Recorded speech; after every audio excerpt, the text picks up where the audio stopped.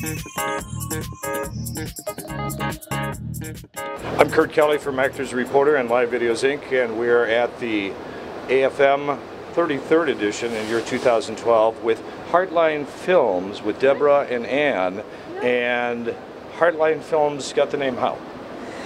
We're out of Santa Fe, New Mexico, and the Pueblo Indians have fetishes, and in the hunting fetishes there is this little line that goes to the heart, which is the spirit of the animal. So we took that for the spirit of the film company. Okay, so what projects are you here to promote this year? Specifically, we are just completing post-production on a wonderful independent feature film called Spells. It's inspired by Shakespeare's Midsummer Night's Dream. Okay. And we have a wonderful cast, including Paul Jeffrey, and a group of poker-playing witches that work their magic to resolve a couple of confused lovers that are going to make a big mistake in their life. It's great fun. I have a feeling you guys are very much into the heritage of your state. Would that be a fair assessment? A little bit. We're also into the heritage of everybody's state. I see. Well, could you clarify that remark? Well, inspired by Shakespeare's Midsummer Night's Dream. Yes, that's certainly not from New Mexico. But with a little sort of twist and a feminist nip and a few cultural issues thrown in, but basically a good laugh. Nice. So it's a comedy. Very much a romantic comedy, yes. So how did the two of you pair up together? Because I have the impression you come from completely different backgrounds. Well, Deborah and I actually worked together on another project last year because I'm also an actor and my children are, and I've worked in news media in the past and radio, and had an opportunity to kind of bring our diverse skill set together. We work wonderfully together.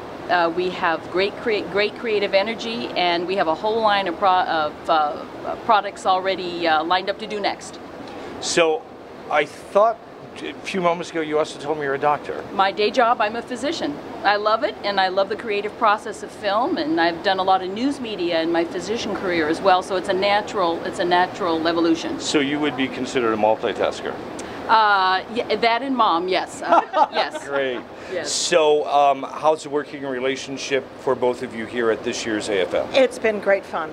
Everybody's here, everybody's in a good mood and ready to do business, and it's a great place to be. And look at the ocean. How can you beat that? Gorgeous day here. Yes. I mean, 80 degrees outside and sunny. Yeah. So how many AFMs have you done before? I actually went to the first AFM when it was at the Hyatt on Sunset many years ago, when I started in the industry. Right. And it has changed enormously since then. But was that like 30-some years ago? 25 at least. Okay, yeah. It's been going on 33. When I was very young and starting when we out. were both children. Yes, I was just a child. Yes. So how is this year's different than previous years for you? I think the market has changed a little bit. What people are looking for has changed a little bit, and you know, the whole business of, I think the variety headline for today was everybody's careful. I think that's very well described. Everyone's being a little careful, which means you've got to have the goods. You know, it's not, you can't just throw schlock at a wall and it'll get sold now. You have to have something that they really want. How is new media affecting your decisions on this project will work, or we better stay away from this? That's a good question. It's an excellent question. Deborah may want to follow up on this, but the bottom line is the state of technology actually facilitates a plethora of projects that 20 or 30 years ago would have been very difficult. I actually have film training, and I filmed in the old days of 35 millimeter. Right. It's a lot easier today. So the opportunity to allow for cheaper today. And cheaper. Incredible, yeah. So the opportunity to bring creative forces together with reasonable budgets and deliver a very high quality project that fills a niche in the industry is easier now than it was 20 or 30 years ago. But you got to look out for the high quality, and that has to be at the top of the list. And that's what we've done with Spells. In your perspective? The same thing. The last time I edited and directed a film, it was on 35 millimeter on a flatbed. And, you know, work prints and all that sort of thing. It was very expensive, time consuming. Now it's extraordinarily easier. It's certainly easier.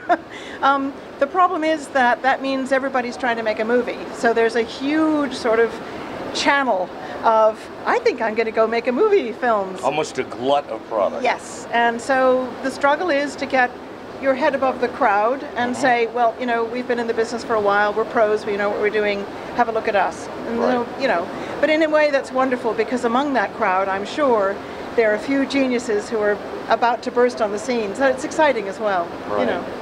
When you think of doing films in today's market and in today's technology, do you think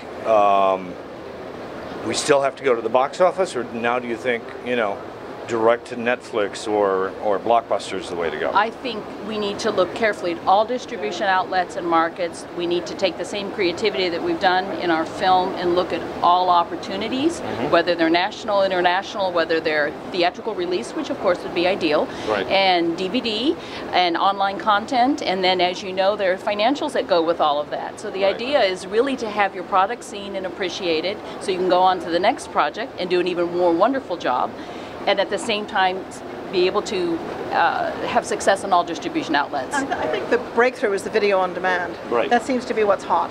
And how to approach that is interesting, because you don't want to go there and then destroy your other markets. You know, when all the new technology comes out, it's going to shift everything else. And so it's settling a bit to figure out where that fits in the chain of sales. Where does video demand come in? Does Right. it come in before HBO? Does it come in after ancillary? Right. You know, all that Right. sort of thing. It's a whole new paradigm that we have to deal with. Exactly. Now, as a filmmaker, state laws change all the time. Why would I want to film in New Mexico over Michigan or Georgia or other states? Well, for one thing, we have the most stunning skies and landscapes because That's the reason. I knew there was one. we are high desert, and the colors in the skies, every cinematographer who comes out to New Mexico goes, oh my God, really. In fact, a good friend of mine who shot my last film is a very well-known cinematographer, and he moved to New Mexico from LA because the light is so amazing. It's inspired painters, and now it's inspiring filmmakers. Right. And we have wonderful crews. We have really experienced crews with lots of track record and know what they're doing. So that's great. Okay. And your perspective? The same, from high mountains to prairie to desert to river scenes. You can do action, you can do good drama, and easy to create a set if you need to. You can move around quickly and easily because population density is low. I'm originally from Taos. It's well known. There's no other place like it in the world. And the state will welcome you with open arms. Nice. Thank you very much for your time. I wish you huge success here. Thank you so much, Kurt. Thank you. Thank you for taking the time.